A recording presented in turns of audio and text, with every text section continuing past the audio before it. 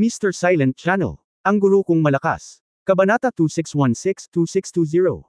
Dugo ni Yu Linglong. Nang marinig ito, dumistansya si Yang Yian kay Yu Linglong. Naglakad si Yu Linglong patungo sa isa sa mga sinaunang puno. Hindi siya nakita ni Yang Yian na gumawa ng anuman, ngunit ikanaway lamang ang kanyang kamay, at nalaman na ang sinaunang puno na hinawakan ni Yu Linglong ay kumikinang ng maliwanag. Biglang nagbago ang mukha ni Yang Yian sa sandaling ito, at humakbang siya pasulong at mabilis na niyakap si Yu Linglong sa baywang para harangan siya. Nagmamadali rin siyang kumilos, dahil nakita niya ang mga dahon sa sinaunang puno na nagsilabasan, tulad ng matatalas na palaso at nakatagong sandata, at naramdaman niya ang panganib. Sa ilalim ng gayong mga kalagayan, si Yu Linglong ay wala ring mana. Sa oras na ito, sa mga mata ni Yang Yian, siya, na maaaring gumamit ng Chen Kun Pot, ay talagang isang taong may kakayahang harapin ang mga emerhensya. Bilang isang matandang lalaki, natural na hindi niya makita si Yu Linglong na nagdurusa. Kahit na si Yu Linglong ay isang makapangyarihang Diyos ng batas, ang Diyos ng batas na ito ay hindi naiiba sa isang ordinaryong tao sa sandaling ito. Siyempre, maling sabihin na sila ay ganap na ordinaryong tao. Pagkatapos ng lahat sila ay mga banal na katawan. Ang kanilang mana at kaluluwa ay hindi magagamit, ngunit ang kanilang mga banal na katawan ay makapangyarihan at umiiral pa rin. Hindi kailanman naisip ni Yang Yian ang tungkol dito, ngunit naisip lamang niya na sa oras na ito, siya, isang malaking tao, ay tatayo at haharangan si Yu Linglong. Halos likas, niyakap ni Yang Yian si Yu Linglong sa likod niya, at kasabay nito ay pinakilos ang kapangyarihan ng Chen Kun Pot, at biglang tinamaan ng palad ang pumutok na mga pine needle at dahon, na may malaking hanay na mahigit 10 metro ang diametro. Boom! Tumunog ang dagandong, napakapurol. Gayunpaman, sa susunod na sandali ay medyo natulala si Yang Yian, at maging ang kanyang mukha ay nagbago ng husto. Ang hindi niya inaasahan ay ang hindi niya inaasahan na ang palad na pinakilos niya ang kapangyarihan ng Chen Kun Pot upang tumama ay hindi makalaban sa mga pumuputok na dahon na parang pine needles. Halos sa pamilyar, hindi mabilang na mga karayom at dahon ng pino ay nabasag ang kapangyarihan ng kanyang palad at direktang nahulog sa kanya. Haze! Si Yang Yian ay sumipsip ng malamig na hangin. Naramdaman niya kung ano ang tusok ng karayom sa sandaling ito. Ang kalahating talampakang haba ng mga pine needle at dahon ay nahulog sa kanya ng makapal, sa napakabilis na bilis, nang hindi siya binibigyan ng oras upang mag-react. Siyempre, ang pangunahing dahilan ay hindi niya inaasahan na hindi ito haharangan ng mga pine needle na ito. Pakiramdam nito ay ang enerhiya ng Chen Kun Pot ay partikular na nakatutok sa kanya. Sa isang iglap, naging hedgehog siya. Ang dapat lang ipagpasalamat ay hindi masama ang kanyang katawan. Natusok lang ito sa ibabaw ng katawan na medyo masakit lang at hindi naman gaanong napinsala. Kung hindi, siya ay namatay. Habang sinisipsip ang malamig na hangin, naramdaman ni Yang Yian na nanlambot at namamanhid ang kanyang katawan. Nakakalason. Nagulat si Yang Yian. Yanzi, kamusta ka? Si Yu Linglong, na nag-react, ay mabilis na inalayan si Yang Yian, na mahina. Blanko lang talaga ang isip niya. Siya, hindi inaasahan na yayakapin siya ni Yang Yian. Sa kauna-unahang pagkakataon sa loob ng 10 milyong taon na siya ay naantig ng isang taong katulad nito, ang isip ni Yu Linglong ay blanko. Siyempre, bilang isang makapangyarihang tao sa antas ng isang nagsasanay na Diyos, paano niya hindi maintindihan o malalaman ang mga bagay sa pagitan ng mga lalaki at babae? Sa kanyang mahabang taon ng paglilinang, walang kakulangan ng mga manliligaw, ngunit hindi kailanman naisip ni Yu Linglong ang tungkol dito, at palaging nakatuon sa Taoismo. Ngunit ang pagkilos ni Yang Yian ngayon ay nagpatibok ng puso niya sa tao. Ito. Hanggang sa natusok si Yang Yian ng pine needle at napabuga ng hangin ay biglang nagising si Yu Linglong. Masyadong komplikado ang kanyang mga iniisip sa sandaling ito. Talagang ginagawa ito ni Yang Yian para sa kanya. Hinarang niya ang daan-daang matinik na dahon para sa kanya.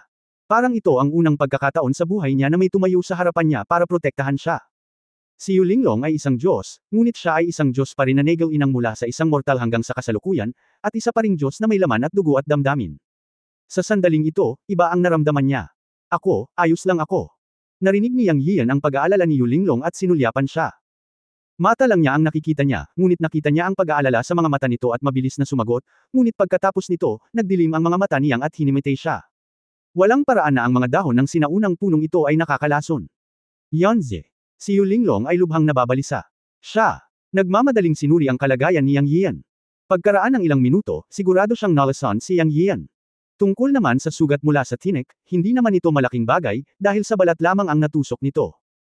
Sa pagtingin kay Yang Yian na nawala ng malay sa kanyang mga bisig, sinabi ni Yu Linglong sa kanyang sarili, ang mga karayom ng mga dahon na ito ay hindi makatusok sa aking banal na katawan, kaya bakit ka tulala? Habang nagsasalita siya, pinahiga niya si Yang Yian sa lupa, at pagkatapos ay sinimulang linisin isa-isa ang parang karayom na dahon sa katawan ni Yang Yian. Ang kanyang mga galaw ay banayad at mabagal, at hindi siya nagmamadali, dahil sa takot na masaktan muli si Yang Yian. Siyempre, ito ay higit sa lahat dahil nasuri niya na kahit na ang mga karayom ay lason, hindi ito nakamamatay, ngunit may malaking epekto ng pagkalumpo. Makalipas ang kalahating oras, natapos na ni Yu Linglong ang paglilinis ng parang karayom na dahon sa katawan ni Yang Yian. Pagkatapos ay kinagat niya ang kanyang daliri, at damaloy ang mapusyaw na berdeng dugo.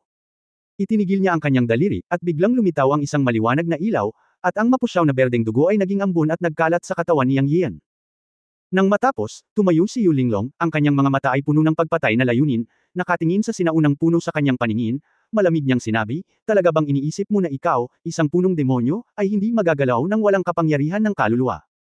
Pagkatapos niyang magsalita, huminto muli ang mga daliri ni Yu Linglong, at bumulwak ang mapusyaw na berdeng dugo, at bamulong siya, sa aking dugo, kasama ang aking buhay bilang gabay, ang dugo ng buhay, sinunog ang langit at lipulin, ang tunog ng mahinang pag-awit ay parang isang sinaunang panalangin ng spell. Biglang sumabog at lumutang pataas ang mga patak ng dugo mula sa mga daliri ni Yu Linglong, naging 2 ang isa, naging 4 ang 2, naging 8 ang 4. Sa isang kisap mata, umihip ang malakas na hangin at bumuhos ang dugong ulan, na sumasakop sa buong sinaunang kagubatan.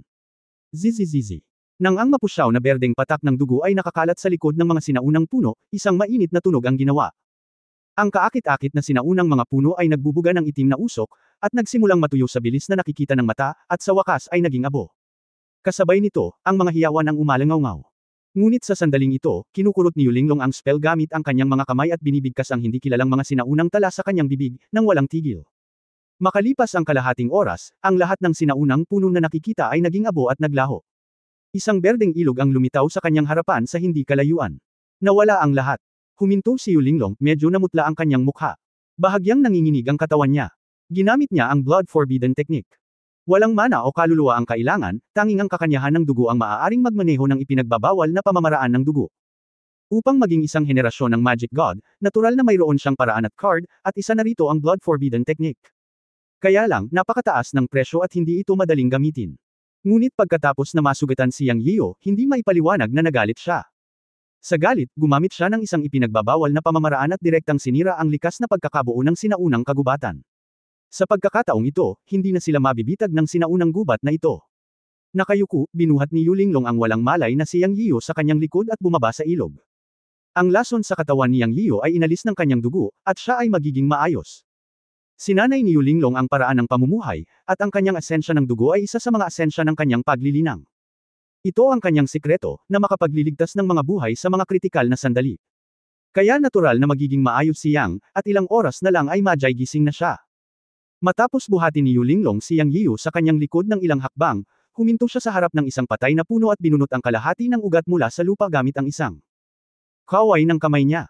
Ito ay higit sa 1 metro ang haba, tulad ng isang malaking pilak na karayom, at sobrang puti.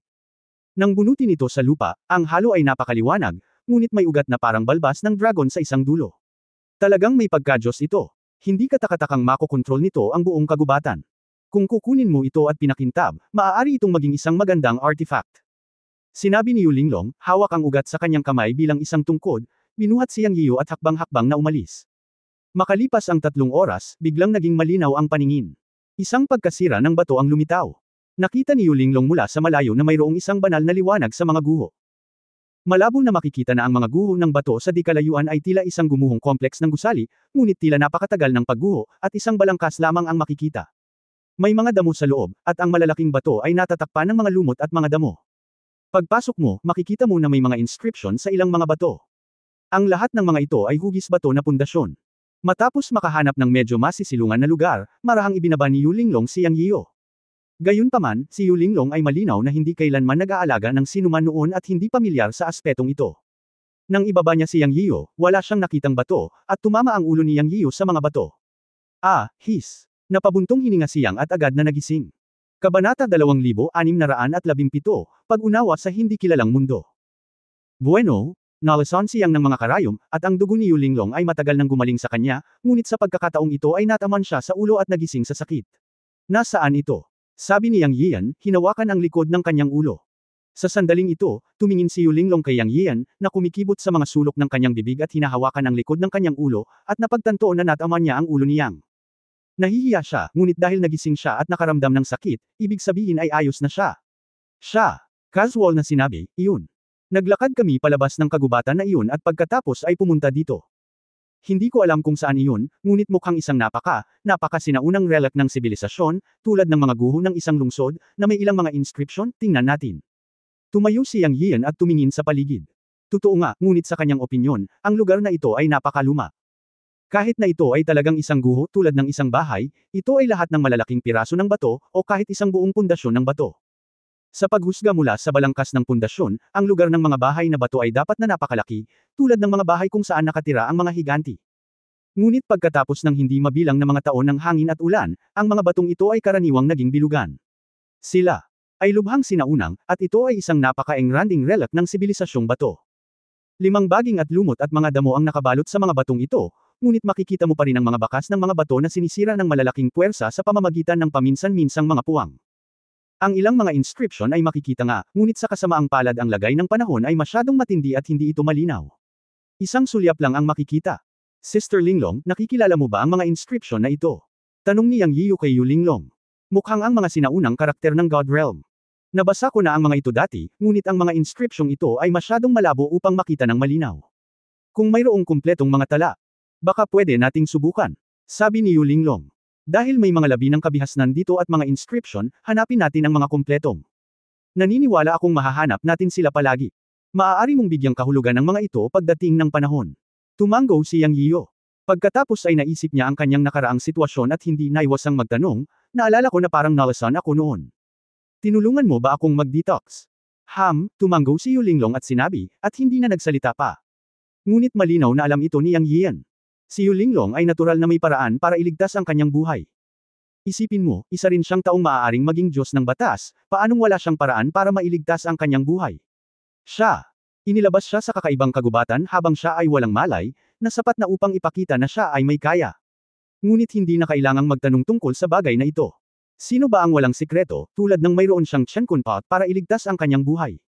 Anyway, buti na lang safe muna ang dalawa.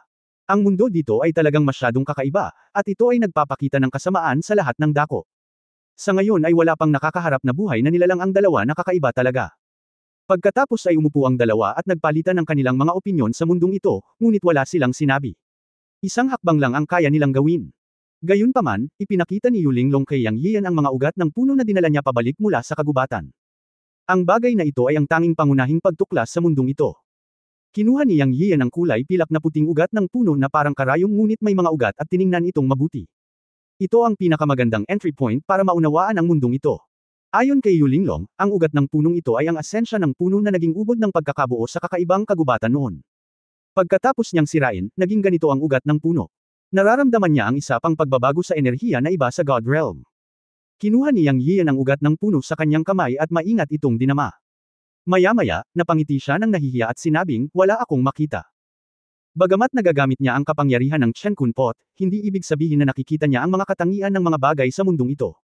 Sa katunayan, nilinaw na ngayon ni Yu Linglong na ang puno ng ubas na ito ay iba sa kumbensyonal na katangian ng kapangyarihan ng God Realm at may hininga ng primitive na mundo. Hindi magagamit niyang ang kanyang magic power at soul ngayon, kaya natural na wala siyang makita, at si Yu Linglong pa rin ang pangitain ng Diyos ng batas. Hindi kinuha ni Yu Linglong ang baging na ibinigay ni Yang Yiyo, at sinabing, kunin mo ito para sa pagtatanggol sa sarili, bigyan ito ng pangalan at gamitin ito bilang isang magic weapon. Sa katunayan, ang kapangyarihan ng ugat ng baging na ito ay hindi bababa sa kapangyarihan ng isang high-level na magic weapon. Ito ay kapag hindi natin magagamit ang ating magic power. Kapag magagamit natin ang ating magic power, dapat itong maging mas malakas kapag tayo ay nag-activate. Ang pangunahing bagay ay ang material ay napaka-espesyal, at ang katigasan nito ay malayo sa mga likas na kayamanan tulad ng mga baging sa banal na kaharian.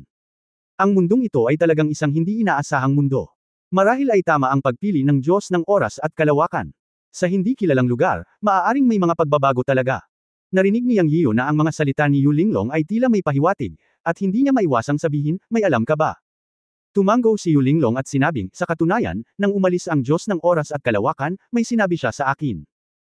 Nang sabihin niya ito, huminto si Yu Linglong, at pagkatapos ay umupo sa isang stone slab, tumingala sa langit, at nagpatuloy, noong oras na iyon, sinabi ng Diyos ng Chenkun na ang ating 5 dakilang sa mga Diyos, 2 lamang ang maaaring makapasok sa kaharian ng langit sa hinaharap. Ang isa ay ang iyong Panginoon, ang Diyos ng liwanag na si Yun Changxi, at ang isa pa ay ang Diyos ng oras at kalawakan ang makakaabot sa tunay nilang dalawa. Sa madaling salita, tayong tatlo, kamatayan, buhay, at kadiliman, ay hindi nakatakdang makapasok sa langit, kaya ang Diyos ng kamatayan ay sumuko sa kanyang sarili at nawala ang kanyang pusong tao. Ang Diyos ng kadiliman ay isang taong ayaw umamin ng pagkatalo. Lumabas siya upang maglakbay, sinabi na gusto niyang magbago at makapasok sa kaharian ng langit sa kanyang sariling pagsisikap. Hindi banggitin ng iyong Panginoon, kinuha niya ang gawain at direktang binago ang kanyang paglilinang. Ilang sandali lang ay bumalik na siya sa langit. Ang Diyos ng oras at kalawakan ay direktang pumunta sa isang hindi kilalang lugar at hindi na narinig mula noon. Ako naman, naaalala ko pa ang sinabi sa akin ng God of Time and Space noong umalis siya. May destiny din daw ang mga Diyos at tao pero huwag tanggapin. Lahat ay maaaring magbago sa hinaharap. Now that I think about it, he actually wanted to tell me na baka may chance din akong makapasok sa realm of heaven. At sa oras na ito pagdating sa hindi kilalang lugar, ang pagsunod sa iyo, ang bagong henerasyon ng mga Diyos, ang aking pinakamalaking pagkakataon. Iginiit ng matandang Diyos na hindi ako makakapasok sa heavenly daw. Naniwala ako sa kanya dahil siya ang nag-iisang Diyos, at isa ka na ring Diyos ngayon. Ang pagiging parehong Diyos, ikaw ay isang variable sa kanyang sarili para sa akin. Marahil ay may pagkakataon akong makamit ang heavenly daw. Hindi napigilan niyang Yiyo na makaramdam ng hindi pagpayag na aminin ang pagkatalo sa mga salita ni Yulinglong, at nakangiting sinabi, "Oo, naniniwala din ako na makakamit mo ang heavenly daw, at maaari ka pang makamit ang mas mataas na level kaysa sa heavenly daw sa hinaharap." Sa pagharap sa isang Dharma God level na pag-iral tulad ni Yulinglong, talagang hindi niya alam kung paano makipag-usap sa kanya. Anyway, normal lang silang dalawa na nag-uusap at nagkwekwentuhan, parang magkapatid. Pinag-usapan nila. Lahat at pinag-usapan ang lahat. Umupo silang dalawa bilang pahinga. Nakikibagay din sila sa kapaligiran ng kakaibang mundong ito. Nang maglaon, nalaman nilang tila walang hanggan ang mundong ito. Ang araw sa itaas ng langit ay nakabitin ng mataas at hindi kailanman gumagalaw, at mayroon ding buwan na buwan, ngunit ito ay napakadilim sa araw, ngunit ito ay umiiral din. Kinakalkala ng 2 na 3 araw na ang lumipas, at ang kapaligiran ng mundong ito ay hindi nagbago. Parang isang walang hanggang mundo. Nagyelo ang oras. Sa katunayan, kinalkala niyang Yiyo na mahigit 10 araw na sila sa mundong ito, ngunit dahil hindi nagbago ang oras dito, parang nagyelo ito magpakailanman. Matapos makapagpahinga ang dalawa sa ilang sandali, iminungkahi ni Yulinglong, "Tingnan natin ang paligid, umaasa na makahanap ng ilang bakas ng sibilisasyon dito, at makabubuti rin na malaman ang higit patungkol sa mundong ito." Oo, nagkaroon ako ng parehong ideya. Tumanggo si Yang Yiyo. Pagkatapos ang dalawa sa kanila ay nagsimulang maglakad ng mas malalim sa mga guho ng bato. Tulad ng sinabi ni Yulinglong dati, ang mga guho dito ay parang isang malaking lungsod. Habang lumalalim ang mga ito, mas malaki ang mga pundasyong bato na kanilang nakatagpo. Sa kasamaang palad, lahat sila ay napinsala ng husto, o masyadong malubha ang panahon, at walang nakitang makabuluhang mga inscription. Siyempre, pagkatapos maglakad ng mga 30 milya, biglang nakakita si Yang Yiyo ng mahinang banal na liwanag na nagmumula sa daan-daang metro ang layo. Parang isang liwanag na biglang nagliwanag sa dilim, ngunit ito ay araw pa rin, at walang gabi sa mundong ito, ito ay walang hanggang panahon. Matapos lumabas ang eksenang ito, medyo kakaiba. Tara na at tingnan natin. Umulong si Yulinglong habang nagsasalita. Makalipas ang ilang minuto, sa wakas ay nakita na ng dalawa ang pinanggagalingan ng banal na liwanag. Isa itong napakataas na pader na bato na may malabong mga inscription na dumadaloy dito. Bagaman malabo pa rin ang mga inscription, maaari silang makilala. Natuwa sina Yang Yiyo at Yulinglong. Sa wakas ay natagpuan nila ang isang pader na may kumpletong inscription. Umaasa silang may matutunan sila tungkol sa hindi kilalang mundo mula rito.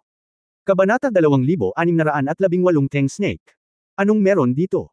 Tumayo si Yang Yiyo sa tabi ni Yulinglong at naramdaman ng matinding emosyonal na pagtaas at pagbaba ni Yulinglong nang basahin niya ang inscription sa malaking stone tablet. Hindi niya maiwasang magtanong. Sa kalendaryong Kaitian, 103,000 taon na ang nakalilipas, itinayo ng higanteng angka ng Wuang City.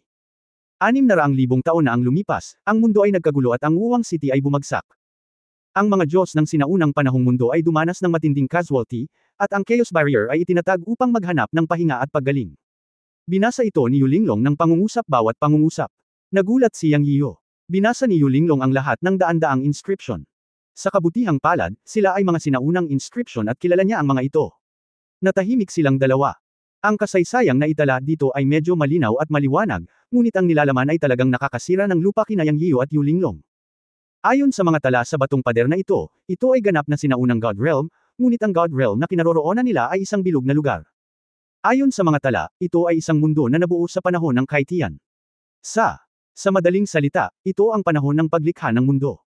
Kaya lang nagkaroon ng malaking kaguluhan dahil sa malaking sakuna ng langit at lupa, kung kaya't ang isang lugar ay tinatakan o binilog. Bagamat walang record kung ano ang tinatawag na malaking sakuna ng langit at lupa, maaaring hulaan ni Yang Yiyo na ito ay gawa ng tao o isang natural na kababalaghan. Kaya kumilos ang mga Diyos noong sinaunang panahon at tinatakan ang pinagmulan ng sakuna. Hindi maisip ni Yang Yiyo at Yu Linglong kung ito ba ay hindi kilalang lugar o ang banal na mundong kinaroroonan nila. Sa madaling salita, ito ay pinaghiwalay. Gayunpaman, naisip nilang dalawa na marahil ang banal na mundong kinaroroonan nila ang nakatatak. At ang hindi kilalang lugar na ito ay ang tunay na banal na mundo, o ang sinaunang walang hanggang banal na mundo. Walang hanggan dahil walang takip silim o gabi dito, laging araw. Lahat ng nilalang ay walang kamatayan. May isa pang mahalagang punto na hindi sigurado sina Yang Yiyo at Yu Linglong, ngunit maaari nilang hulaan ang isang bagay. Ang bagay na ito ay nasa panahon ng pagbubukas ng langit, o sa walang hanggang banal na mundong ito, ang sangkatauhan ay tiyak na hindi ang pinuno ng lahat ng mga espiritu. Sa mundong ito ay mas katulad ng isang mundo kung saan ang lahat ng nabubuhay na bagay ay ipinanganak na pantay. Dito, marahil ang lahi ng tao ang pinakamahinang pag-iral, at hindi pa nga tiyak kung may lahi ng tao. Ito ang haka-haka ng dalawa. Mula sa impormasyong naitala sa napakalaking batong pader na ito, walang bakas ng lahi ng tao, kaya ang iniisip ng dalawa. Kung ito ay totoo, kung gayon ang mundong ito ay isang napakapangangilabot at kakilakilabot na mundo para sa kanila. Ngunit maaaring ito rin ay isang mundong puno ng mga pagkakataon. Anyway, dahil nandito sila, dapat nilang tuklasin ang mundong ito. At ngayon kahit na gusto nilang bumalik, ito ay imposible, dahil walang paraan upang pumunta, at hindi nila makita ang kaguluhan na hadlang sa lahat. Gayunpaman, hindi nag-aalala sina Yang Yiyo at Yu Linglong kung paano babalik, dahil may nakapunta na dito at may lumabas na, kaya dapat may daanan. Halimbawa, narito na sina Emperor Zun at Shan Kun God Zun, at sinabi rin ni Yu Linglong na narito na rin si Foxy God Emperor at iba pang mga tao sa God Realm, at lahat sila ay nakaalis na, ibig sabihin ay may paraan na palabas, kaya hindi na kailangang mag-alala tungkol dito. Ang problema ngayon ay dahil nandito ka, kailangan mong maghanap ng sarili mong pagkakataon. Bukod dito, nais din ni Yang Yiyo na mahanap ang Diyos ng oras at kalawakan. Bukod dito, siya at si Yu Linglong ay parehong gustong pagbutihin ang kanilang lakas. Kaya kailangan mong makakuha ng isang bagay dito, kung hindi, paano ka makaramdam ng kagaanan? Russell. Habang nakaupo sina Yang Yiyan at Yu Linglong sa ilalim ng pader na bato at pinag-uusapan kung ano ang susunod na gagawin at kung mabawi nila ang kanilang kapangyarihan sa mahika, bigla silang nakarinig ng kaluskos, napakahina ngunit malinaw. Umiihip ba ang hangin? Sabi ni Yang Yiyan. Hindi, maging alerto. Lahat ng bagay dito ay hindi pamilyar sa atin. Huwag tumaob dito. Tumayo si Yu Linglong at ibinigay ang ugat ng retan sa kanyang kamay kay Yang Yiyan, na nagpapahiwatig na dapat itong gamitin ni Yang Yiyan para sa pagtatanggol sa sarili. Si Yang Yiyan ay hindi magalang. Alam niyang may trump card si Yu Linglong. Pagkatapos ng lahat, siya ay isang makapangyarihang tao sa antas ng isang magic god. Kahit na hindi magamit ang kanyang kaluluwa at kapangyarihan ng mahika, dapat ay mas malakas siya kaysa sa kanya. Sa totoo lang, wala siyang trump card maliban sa Chen Kun Pot. Sa katunayan, lahat ng bagay dito ay masyadong kakaiba sa kanila at puno ng hindi alam. Halos dumanas sila ng malaking pagkawala sa kakaibang kagubatan na iyon noon, at ngayon ay kailangan nilang maging mas maingat sa relic na ito. Anong uri ng mundo ang mundo na umiral mula pa sa simula ng mundo?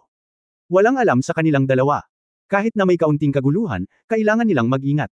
Swish, swish. Sa pagkakataong ito ay mas malakas at mas malinaw ang tunog. Kinilala ito ni Yang Yiyan at bahagyang nagbago ang kanyang mukha. Tumingin siya kay Yu Linglong at sinabing, hindi ito tunog ng hangin, ito ay parang tunog ng isang uri ng gumagapang na hayop na naglalakad.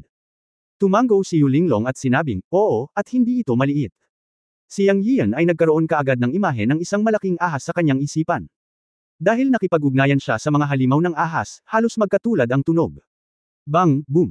Biglang may malakas na ingay. Hiss. Isang malaking triangular na ulo ang lumitaw. Makukulay na kidlat, lahat ng kaliskis ay parang kaliskis ng isda. Napabuntong hininga si Yang Yiyo nang makita niya ito. Teng Snake. Teng Snake. Magkasunod na nagsalita sina Yang Yiyo at Yu Linglong. Ang malaking ulo na lumitaw sa harap nila ay kasing laki ng isang malaking pakwan, at nakilala ito ng dalawa bilang Teng Snake sa isang iglap. Ang Teng Snake ay naitala sa Classic of Mountains and Seas, tinatawag ding Flying Snake, na nakakalipad sa mga ulap at ambon, na may mga pakpak. Isa itong sinaunang ahas ng kakaibang mga hayop, at ito rin ay usap-usapan na isang uri ng mythical beast, na nireranggo sa ibaba ng 4 na elepante. Ang ganitong uri ng mythical beast ay matagal nang wala, at hindi ko inaasahan na may lalabas dito ng basta-basta. Hiss! Ang malaking ulo ay umangat at iniluwa ang mga dila ng ahas kina Yang Yiyo at Yu Linglong. Sa sandaling ito, tumayo ang leeg at gumala-gala. Nakita ni Yang Yiyo at Yu Linglong ang buong larawan. Halos 10 metro ang haba nito, may makukulay na kaliskis sa buong katawan, nagniningning. Ang mga pakpak sa likod nito ay kumalat at nanginginig. Ang pares ng mga mata ay napakaitim, ngunit ito ay napaka-espiritual. Ngunit sa sandaling ito, nakatitig kina Yang Yiyo at Yu Linglong, tila nakatitig sa biktima. Nakaramdam ito ng hindi komportable kay Yang Yiyo. Umatras ang dalawa sa sulok ng pader na bato. Ang dalawang panig ay nasa isang pagkapatas. Ngunit sa sumunod na sandali, hindi inaasahan ni Yang Yiyan at Yu Linglong na marinig ang Teng Snake na magsalita. Nagsalita ito sa wika ng tao, matagal na akong hindi kumakain ng tao. Hindi ko inaasahang magkakaroon ako ng masarap na pagkain pagkagising ko lang. Ang sarap talaga, hehe. Parang boses ng isang batang lalaki. Ngunit sigurado si Yang Yiyan na ang Teng Snake na nasa harapan niya ang nagsasalita. Akala ko ahas lang pero nagsalita. Walang kamalay-malay na sinabi ni Yang Yiyan, ikaw ang nagsasalita. Hehe, maliit na tao, hindi sira ang utak mo, lolo mo ang nagsasalita, mayroon bang pang-apat na likas na nilalang na naruroon? Si Teng Snake ay nagsalita sa wika ng tao. Si Yang Yiyan ay halos magalit hanggang mamatay, na pinagalitan ng isang ahas.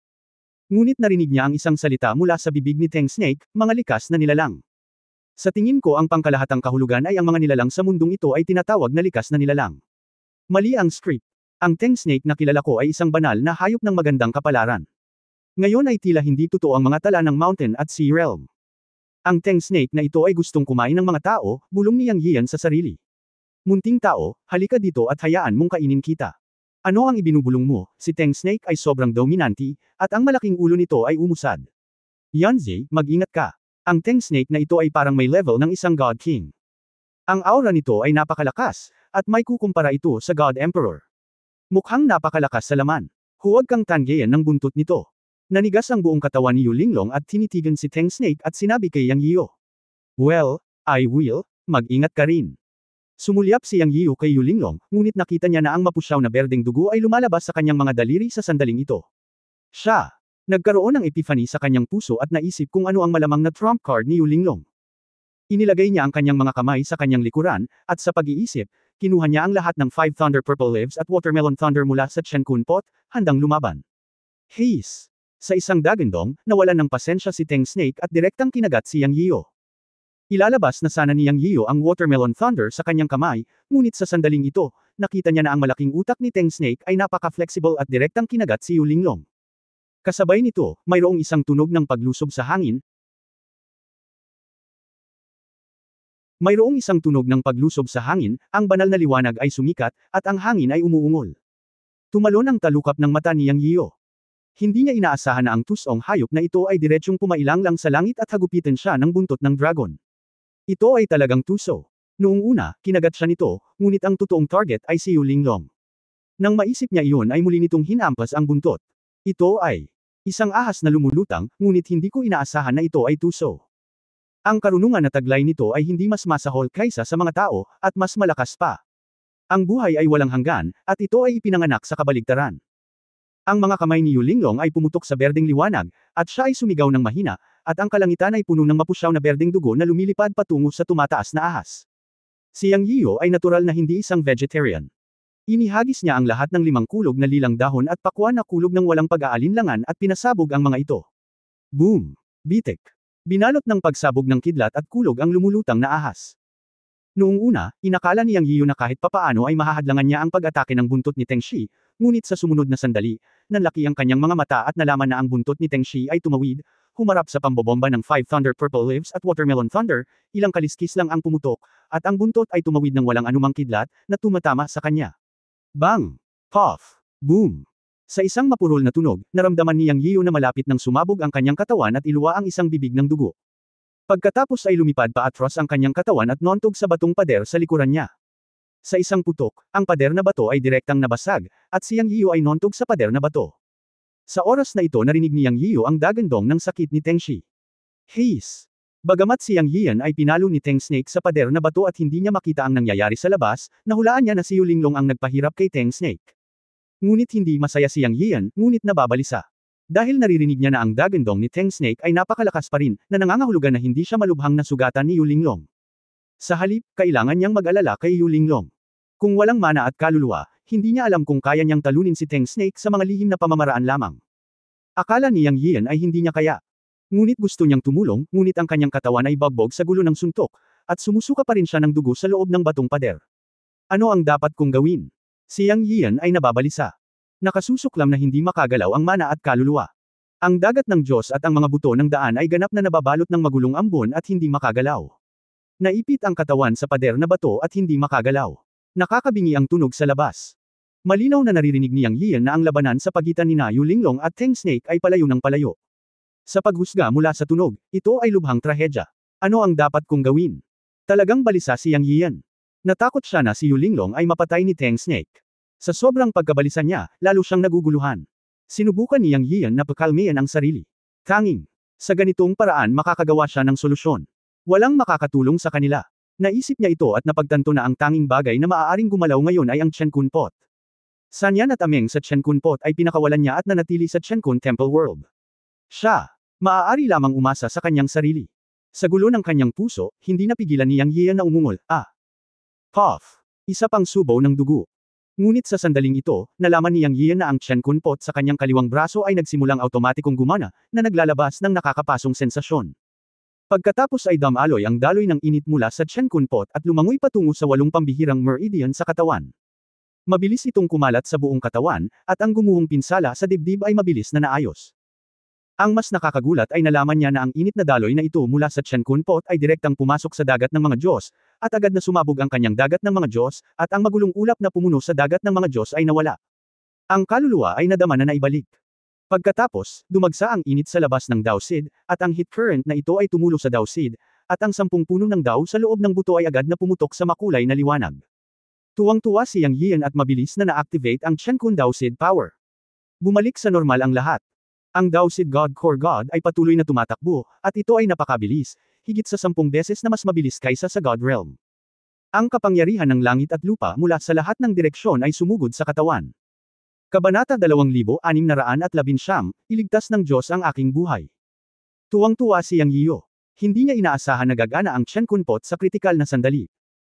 Sa simula, sinubukan niyang gamitin ang kapangyarihan ng Chenkun Pot upang matuno ang magulong enerhiya sa dagat ng mga Diyos upang mabuksan ang kanyang kaluluwa at mana, ngunit nakakalungkot na walang tugon sa oras na iyon. Ngayon, pagkatapos niyang masugatan, ang Chenkun Pot ay automatikong nagsimulang gumana, o sa madaling salita, ang panloob na kapangyarihan ay sumabog ng mag-isa, nagkusa na umatake, at nabuksan ang magulong ambon sa kanyang dagat ng mga Diyos. Ang kaluluwa at mana ay naibalik sa sandaling ito. Sinimulan ni Yang Yiyo na paandarin ang Chenkun Creation Power at sinimulang ayusin ang kanyang mga sugat. Hindi nagtagal, nagulat si Yang Yiyo at nakapasok mula sa pangunahing Diyos na Hari hanggang sa gitnang Diyos na Hari. Boom! Sumambulat ang graba, at biglang lumipad palabas ng batong pader si Yang Yiyo. Hindi maipaliwanag na komportable ang pakiramdam ng buong tao. Ang pakiramdam ng pagbawi ng mana at ang kapunuan ng kapangyarihan sa buong katawan ay ganap na naiiba mula sa dati. Hindi napigilan ni Yang Yiyo na magpakawala ng mahabang dagandong.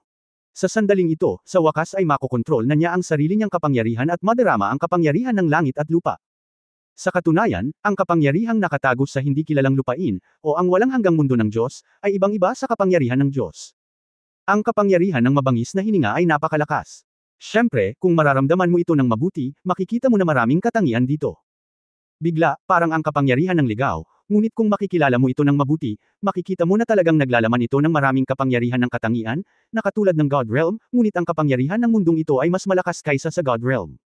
Meron isang mainit na agos sa palayok ng Chenkun. Nalaman ni Yang Yiyo na iba ito sa nakaraan. Hindi ito ang kapangyarihang nakatago sa Chenkun Temple. Sa paghahambing, ito ay mas espiritual at masigla, tulad ng isang buhay na bagay. Kahit saan siya dumaan ay nakatutok sa mga may sira na lugar sa kanyang katawan, nagkukumpuni sa kanyang mga sugat, nagbubukas ng dagat ng mga Diyos, nagkukumpuni ng kanyang mga meridian, nag-aalis ng harang sa kanyang kapangyarihang mahika, at nagpapatakbo ng mga buto ng tao. Pinapakain din ito ang puno ng binhi ng tao, na nagpapahintulot sa kanyang paglilinang na may taas sa gitnang antas ng God King Realm. Sa wakas, naramdaman niya ang mainit na agos na bumabalik sa kaldero ng Chenkun at tahimik na nawala. Naisip na ni Yang Yiyo kung anong uri ng kapangyarihan ito. Ito ay isang tipak ng halo-halong kapangyarihan na naiwan sa Chenkun Pot ng Chenkun God. Tanging ang kapangyarihan na lumalampas sa 3 kaharian ang maaaring magkaroon ng gayong kakayahan at espiritualidad. Bagamat isa lamang itong tipak ng kapangyarihan ng Hanyuan, nakabuo ito ng katalinuhan at espiritualidad matapos na manatili sa kayamanan ng Chenkun Pot sa hindi mabilang na taon. Ito ay napakamalamang at normal. Ito ay katumbas ng pagpapalit ng espiritu ng Chenkun Pot sa Chenkun Pot. Lahat ng bagay sa mundo ay itinadhana. Sa araw na iyon sa mundo ng Chenkun Temple, binuksan ni Yang Yiyo ang templo, at nagpakita ang Chenkun God at sinabi sa kanya na maaari niyang makuha at pinuhin ang tipak ng kapangyarihan ng Hanyuan na naiwan niya. Sa oras na iyon, malaking tulong para sa kanya ang makapasok sa kaharian ng langit at maging ang pagkakaisa ng tao sa hinaharap. Ngunit pinili ni Yang Yiyo na pumunta sa kanyang sariling paraan at linangin ang kanyang sariling paraan, at sumuko sa pagpino ng Han Yuanqi sa Chen Kunpot. Kung pipiliin niyang pinuhin ang Han Yuanqi sa araw na iyon, ito ay katumbas ng pagsakal nitong bungo ng Han Yuanqi. Dahil pagkatapos na pinuhin, hindi maiiwasang maging bahagi ito ng paglilinang ni Yang Yiyo, at ang nabuong kamalayan ay hindi na umiiral. Pinili ni Yang Yiyan na iwan si Han Yuanyiki upang bantayan ang Chen Kunpot, na naging isang panlabas na puwersa upang tulungan ang kanyang lakas. Maaari rin niyang gamitin si Han Yuanyiki para bantayan ang mundo ng Chen Kun Temple, iniisip na ang Ninth Temple sa mundo ng Chen Kun Temple at ang Chen Kun Temple sa kanyang Chen Kunpot ay magkakasundo, at maaaring tumulong si Han Yuanyiki. Sa hindi inaasahang pagkakataon, pagkatapos umalis sa Han Yuanyiki, nagbunga ito sa napakadelikadong panahon ngayon. Ang Han Yuanyiki ay espiritual, na malinaw na nararamdaman ngayon ni Yang Yiyan. Lahat ng bagay ay may dahilan at epekto. Iniwan niya si Han Yuanyiki, at binayaran siya ngayon ni Han Yuanyiki. Nagulat si Yang Yiyan sa resultang ito, ngunit mas nagulat. Ang sinag ng kapangyarihan ni Han Yuanyiki ay lumabas sa oras na ito, na simpleng nigel iligtas ng buhay. Lalo pa, nadama ni Yang Yiyan na ang kanyang orihinal na pinili ay mas tama.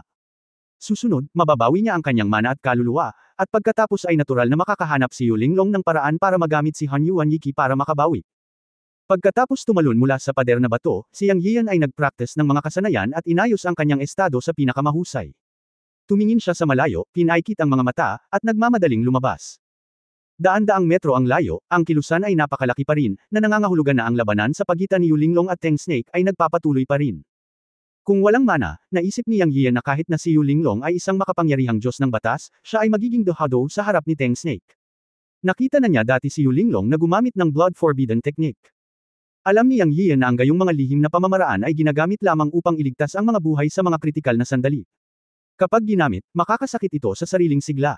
Hindi bababasa, ang antas ng paglilinang ay babalik, at sa pinakamasama, posibleng mamatay. Sa sandaling ito, medyo nag-aalala si Yang Yiyan kay Yu Linglong, at nagmamadaling lumapit. Bagamat isa lamang siyang middle level na God King, mayroon siyang sapat na kumpiyansa para lumaban. Marami rin siyang magic weapons. Ang Dragon Slaying Sword, ang likas na mapa ng bagwa, at ang maitim na baluti. Anuman sa kanila ay isang kayamanan na hindi maaaring maliitin, at lahat sila ay pinahusay ang kanyang kapangyarihan sa pakikipaglaban. Ayon kay Yu Linglong, ang Teng Snake na ito ay may Taoism ng God King level, ngunit ang lakas nito ay posibleng maging kapantay ng God Emperor. Ang gayong lakas at Taoismo ay talagang pambihira. Kailangan pa ring mag-ingat ni Yang Yiyo. 5 o 6 na raang metro ang layo. Puff! Dumura si Yu Linglong ng isang subo ng dugo. Ang dugo sa sulok ng kanyang bibig ay naglalabas pa rin ng isang mapusyaw na berdeng ilaw, at ang kabuuang kulay ay pula pa rin.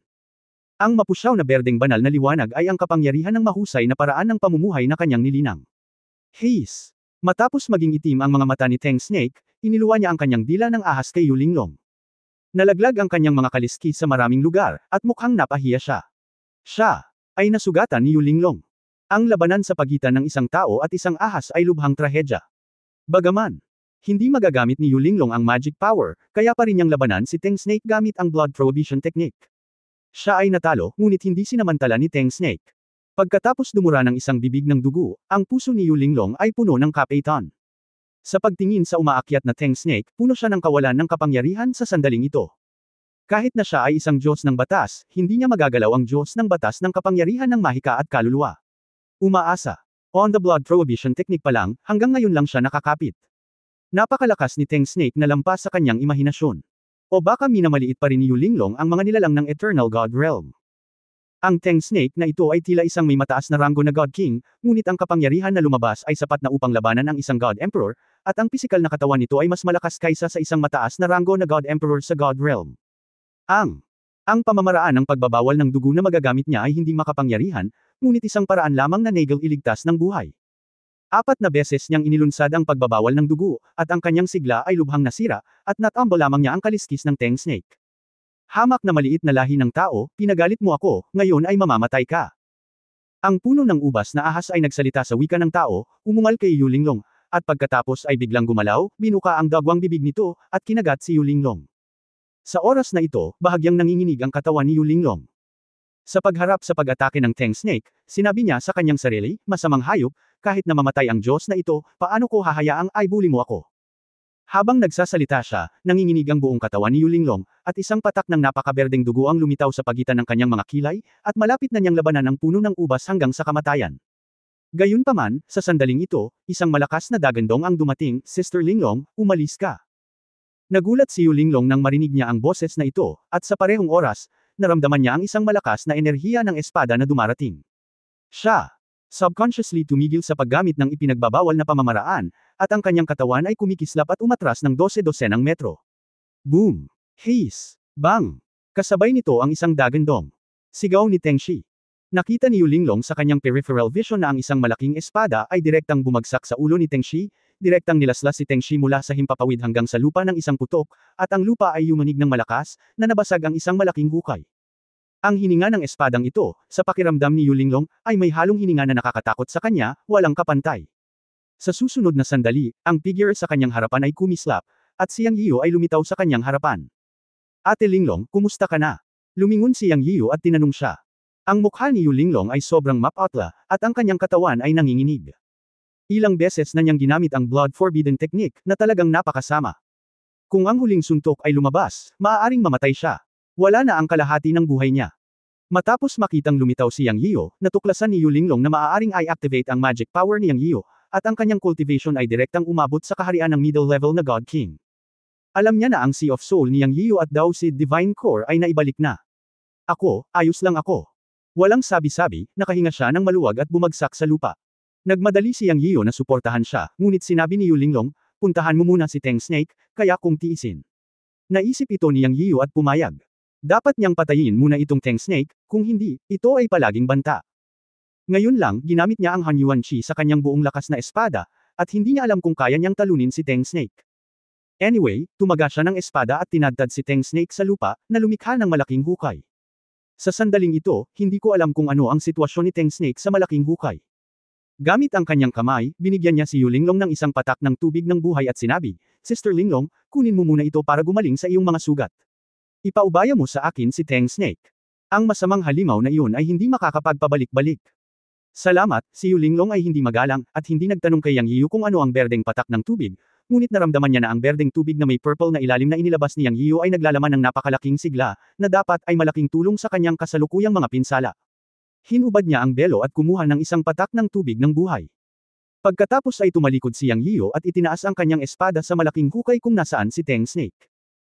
Talagang alam niya na kahit na hindi kayang patayin ng espada ngayon si Teng Snake, maaaring tumagal ng kalahati ng buhay ng masamang halimaw na ito, dahil hindi niya ginamit ang espada para ilipat ang banal na kapangyarihan ng kanyang buong katawan upang pasiglahin ang kapangyarihan ng 10 dakilang Dao Seeds Tree, at iniisip niyang subukang pakilusan ang Han Yuan Chi upang makita kung matagumpay niyang mapakilos ito.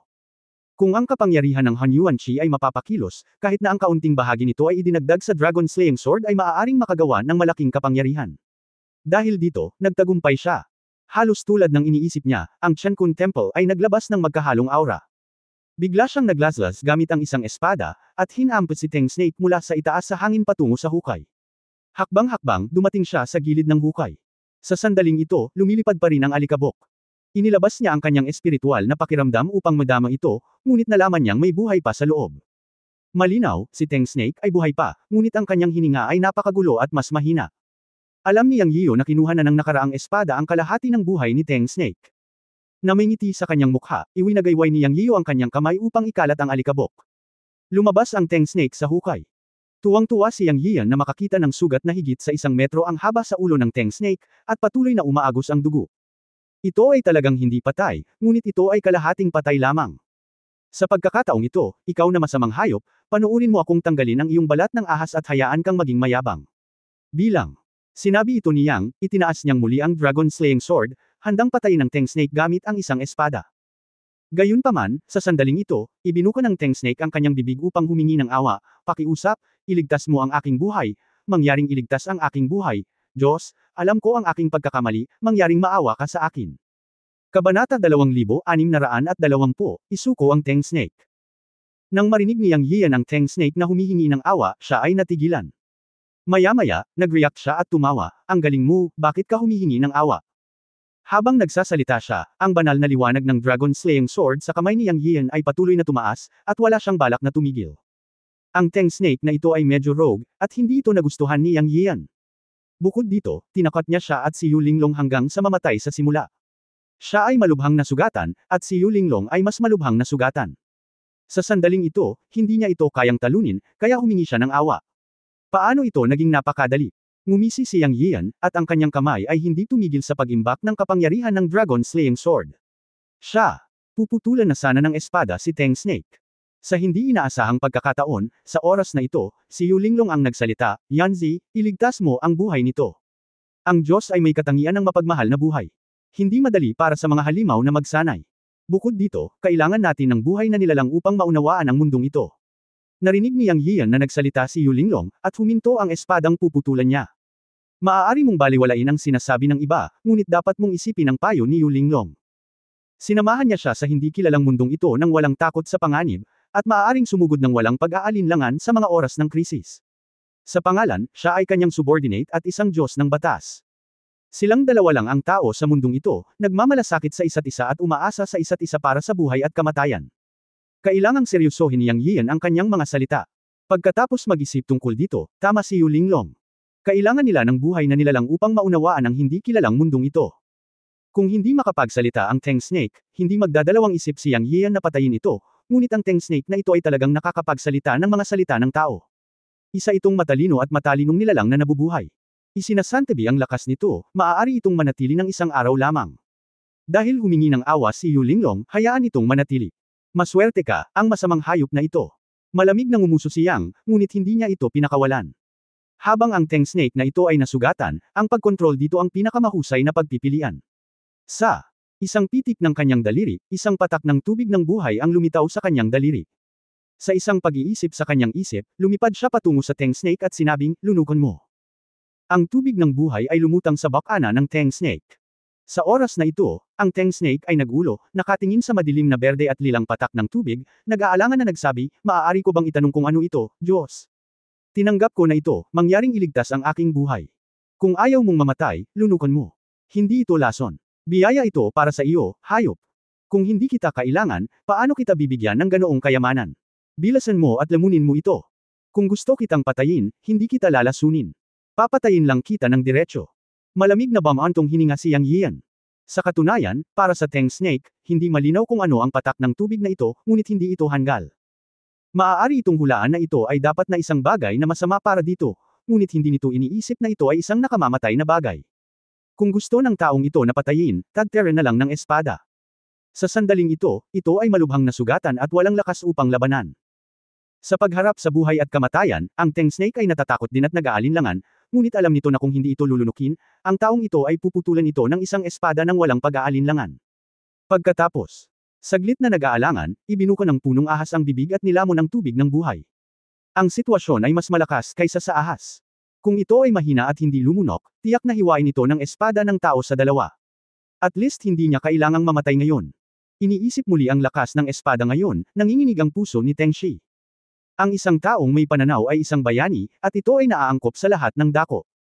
Matapos makitang lunukan ito ni Teng Shi, natawa si Yang Yiu sa kanyang puso, ngunit hindi niya alam kung ang tubig ng buhay ay gagana kay Teng Shi.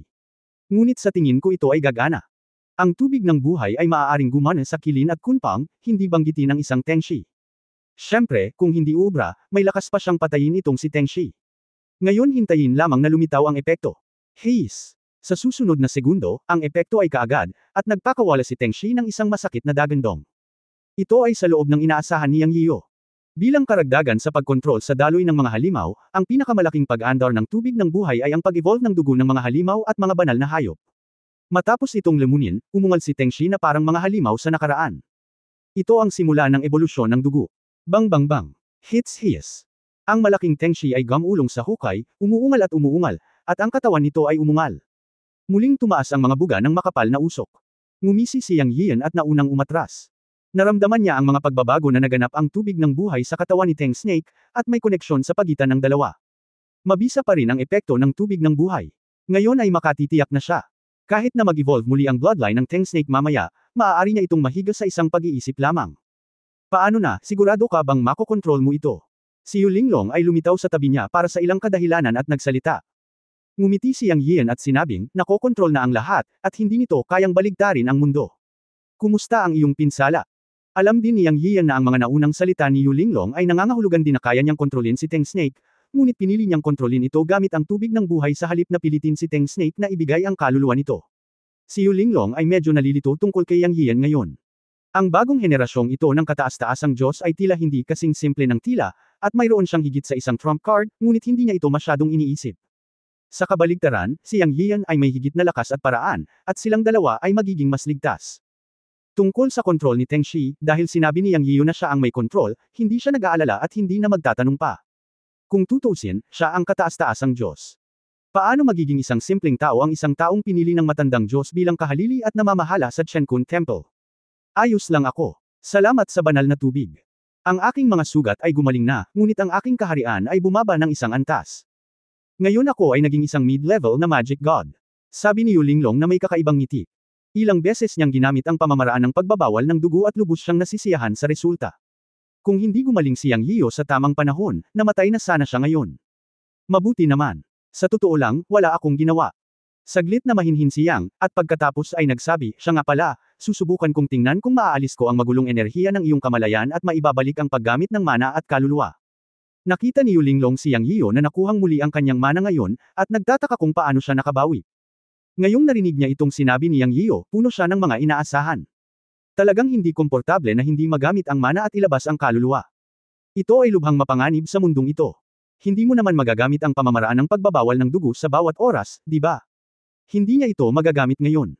Kailangan niya ng oras para makabangon mula sa mga epekto ng nakaraang pag-atake. Hindi niya alam kung kailan siya makakapag-practice ulit pagkatapos bumaba ng kaunti ang kanyang kaharian. Okay, si Yu Linglong ay puno rin ng mga inaasahan. Inaasahan niya na si Yang Yiyo ay magkakaroon ng paraan upang maalis ang magulong enerhiya sa kanyang dagat ng mga Diyos at sa kanyang kaibuturan ng mga Diyos. Ang dahilan kung bakit hindi gumana ang kanyang mana at kaluluwa ay dahil ang dagat ng mga Diyos at ang ubod ng mga Diyos ay nababalot ng magulong enerhiya, at hindi sila gumana. Natural na gustong gamitin ni Yang Yiyo ang Hanyuan Chi sa Chenkun Pot upang subukang alisin ang magulong enerhiya sa katawan ni Yu Linglong. Alam na alam niya ang dalawang lugar. Ang isa ay ang dagat ng mga Diyos, na kailangang magsimula sa espiritual na plataporma sa ulo, at ang isa ay ang ubod ng dantian, na siyang ibabang bahagi ng tiyan. Ito ay medyo nakakahiya. Sumang-ayon lang si Yu Linglong, ngunit naisip ni Yang Yiyo ang problemang ito at sinabing awkwardly, bakit hindi natin hintayin na lumabas ang Tang Snake at hayaan itong protektahan ang batas, at pagkatapos ay susubukan kong tunawin ang magulong enerhiya sa iyong katawan para sa iyo. Well, ayos lang. Mahinahong nagsalita si Yu Linglong. Hindi makita ni Yang Yiyo ang ekspresyon ng kanyang mukha. Nakasuot pa rin siya ng belo. Ang dalawa ay napakakaunting magsalita, syempre, higit sa lahat dahil si Yu Linglong ay napakakaunting magsalita. Pagkatapos ay tumayo siya sa gilid ng hukay at hinintay ang Tang Snake. Kapag ang Tang Snake ay natapos na sa pag-evolve, siya ay makakahanap ng isang liblib na lugar at hahayaan ang Tang Snake na protektahan siya, na magiging mas katiyakan. Makalipas ang halos isang oras, tumigil ang Tang Snake sa pagbagsak sa hukay. Nang mawala ang alikabok, isang maliit na Tang Snake na lumiit ng 10 beses na lumipad palabas ng hukay na may makulay na banal na liwanag na kumikislap. Napatingin dito sina Yang Yiyan at Yu Linglong. Ang katawan ng malaking Tang Snake ay lumiit ng 10 beses at naging isang 3 metrong haba na Tang Snake na kasing kapal ng braso. Ang makukulay na kaliski sa katawan nito ay lalong nagniningning, at isang sungay ang tumubo sa ulo ng Tang Snake. Ito ay malinaw na ang bagay na ito ay nagbago. Nagkatinginan ang dalawa. Medyo nanghina si Yang Yiyan sa kanyang puso. Matapos lumipad palabas ng hukay ang Tang Snake, tinitigan siya nito ng isang pares ng madilim na mga mata. Sa mga tuntunin ng aura na kanyang naramdaman, ang Tang Snake ay isa pa ring hari ng Diyos, ngunit tiyak na nakarating na ito sa tuktok ng hari ng Diyos. Ang lakas noon. Kung ang bagay na ito ay umatake sa kanila ngayon, sila ay talagang mahihirapan. Gayunpaman, pagkatapos ng maingat na pakiramdam, ang tubig ng buhay ay sumalakay na sa buong katawan at kaluluwa ni Tang Snake. Ngayon ay talagang walang paraan upang iikot ang mga talahan na yan. Gumaan ang pakiramdam ni Yang Yiyan at malamig na ngumuso kay Tang Snake. Masamang hayop, ano? Hinihintay mo ba akong magbigay galang sa iyo? Sa malamig na ungol at sumpa, si Yang Yiyan ay nagdulot ng dagandong ng tubig ng buhay. Haze! Sa susunod na sandali, si Tang Snake ay napaungol at bumagsak sa lupa na may bukol, ngunit nagmamadaling sinabi ng malakas, pagbati, guro, pagbati, guro. Habang nagsasalita siya, nakahiga siya sa harap ni Yang Yiyan. Sa sandaling ito, si Tang Snake ay desperado at nagkaroon ng sobrang komplikadong damdamin kay Yang Yiyan. Dahil pagkatapos lunukan ni Tang Snake ang tubig ng buhay, umunlad ang dugo nito at naging isang makulay na unicorn na Tang Snake. Nagbuhos ito ng isang layer ng leather armor, ang katawan nito ay naging mas maliit, ngunit ang dugo nito ay bumuti. Alam din nito na ang bagay na ibinigay ni Yang Yian dito ay hindi simple. Mula sa sandaling na kumpleto ang ebolusyon, naramdaman niya ang hindi mapaglabanan na presyon kay Yang Yian, na natakot sa kanyang kaluluwa. Gaya ng inaasahan, malamig na bamantong hininga ang kalaban, at palakas ang pressure, na nagpapahina sa buong katawan, at wala itong maisip na panlaban. Alam ni Teng Snake na ito ay tapos na, at ang kapalaran nito mula ngayon ay kontrolado ng sangkatauhan na ito, ngunit hindi nito mababago, kaya't maaari na lamang nitong tanggapin ang kapalaran nito. Magandang malaman iyon. Malamig na bamantong hininga si Yang, at sa wakas ay nasiyahan sa saloobin ni Teng Snake, at pagkatapos ay nagsabi, mula ngayon, gawin mo ng mabuti ang iyong trabaho, kung hindi, babalatan ko ang iyong balat. Oo, Master, makatiyak ka, gagawin ko ang aking makakaya. Paulit-ulit na tumanggo si Teng Snake. Okay, kumanap ng liblib na lugar para matulungan kaming protektahan ang batas. Direktang inutusan ni Yang Yiyo si Teng Snake. Susunod, susubukan niyang ibalik ang mahiwagang kapangyarihan at kaluluwa ni Yu Linglong. Oo, mangyaring sundan ako, Master, natutunan ni Teng Snake ang kanyang leksyon ngayon. Pagkatapos ay lumangoy siya patungo sa mga guho. Sinundan ni Yang Yiyo at Yu Linglong si Teng Snake. Si Yang Yiyo ay lubos na nasisiyahan sa pagpapaamo nitong Teng Snake. Hindi bababa sa nakahanap siya ng isang lokal na tour guide, na maaaring ituring na hindi nalilito sa mundong ito. End of this chapter. Pahingi naman ng like, share at subscribe mo na rin para updated ka sa susunod na kabanata. Salamat.